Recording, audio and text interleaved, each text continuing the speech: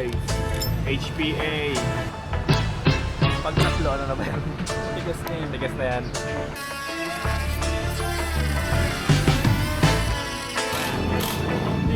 Okay guys, ito wala nang sabi. Yun guys, nandito ulit tayo kay Sir Pandoy. Yan. Yung piyesa na hanap natin. Yung HPA, no? Ito na, pinakabit na. Hindi ko na na-videoan kanina. Aray. Ito. Ito yung propender natin. Ito yung HPA. Yan, HPA. Ano ba gamit nito, sir? Anong gamit na HPA? Spring.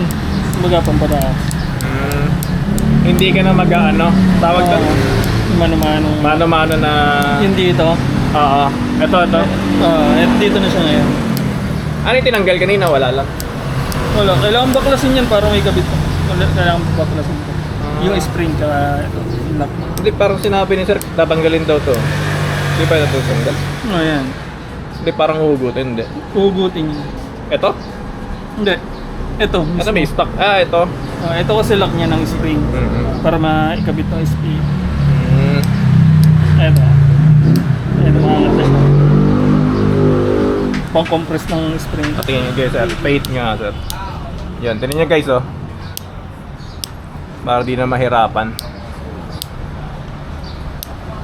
Ayun, yung bilang niya, yung ba yun? Yung ano. Pag tatlo, ano na ba yan?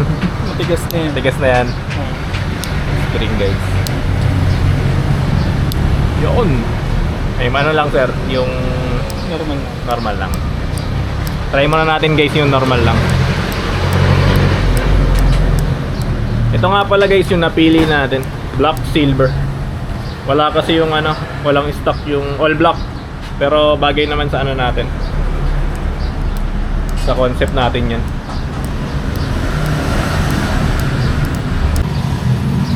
May ano pa yan sir, space sa loob. Oo. Dito. Para di umalog. Ay.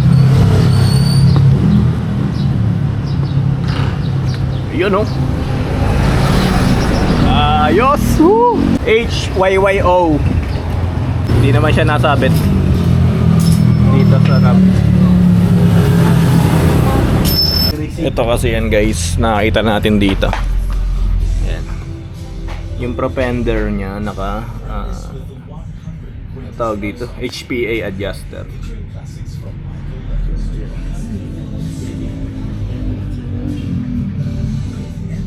Propender. So, yan. Buti na lang may ganong kulay pa na pasok naman sa concept natin. Yun. Guys, HPA. Propender HPA. So ayun guys, ito ang itsura niya nung kinabit na yung kaha. Ayan o. HPA. Dapat ang bibili natin guys, dust cover. Dust cover ba ang tawag doon? Yung nakaano dito para sa alikabok.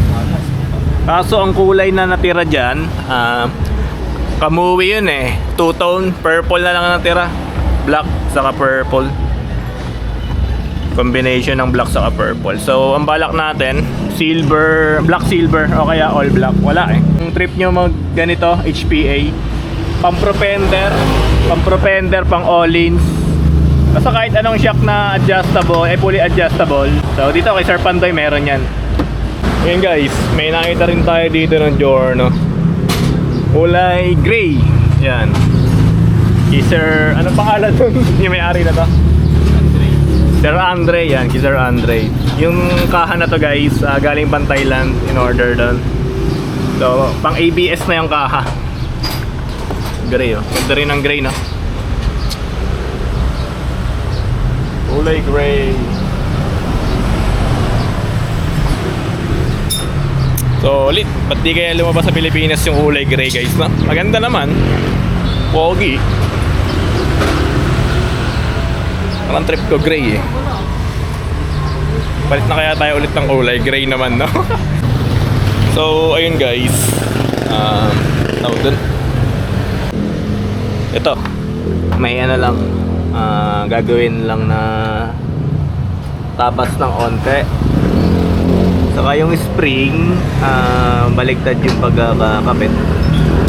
Kasi ito pinagawa lang dun sa ano eh, sa kakilala. Pinakakabit namin kahapon.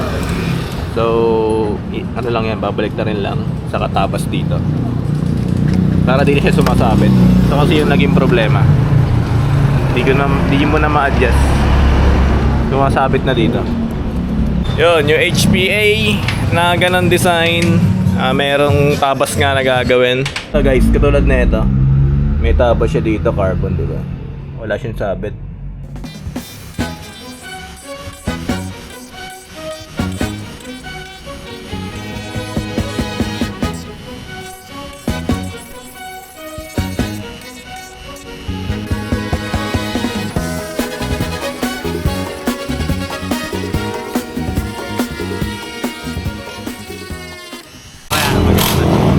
So guys, so, ito wala nang sabit. Di tulad ka, di ba nung ano? Malayo na yung gap niya dito. Sobrang layo na oh. Nung kahapon, dikit na dikit oh. Ito na, layo na yung gap na ito. Ayos! Di na baliktad yung spring. Gagawin. Kahapon baliktad eh. Ganda. Pumantay na. Pantay na siya guys. Kahapon na ganun. Yung kahapon na ano siya. Paling na ganun. So guys, ito na yung HYIO HPA adjuster natin na nilagay dito sa propender natin. Ayan. Wala na siyang sabit. Kahit naka center stand, you know. Di na tayo may hirapang mag-adjust dito. Yung may parang Allen wrench yan eh. Iikot nyo. So ang problema, sa mags tumatama. Yung pamihit ganun kasing kahaba yun guys. Tumatama. So kaya tayo nagpalagay ng ganito. So ganyan lang yan, no. Ganyan kasimple lang guys. Bihitin mo lang eh.